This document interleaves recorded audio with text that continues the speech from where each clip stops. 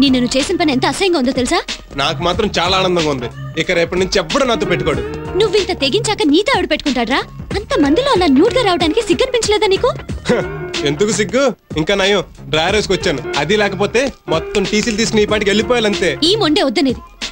ఆ సోనాలు ఏమడిగిందో తెలుసా? మహేష్ ఎప్పుడు ఇలాగే చేస్తాడా? ఎన్నిసార్లు నువ్వు వాడిని అలా చూసావు నన్ను అడిగింది. అలాగే అడిగిందా?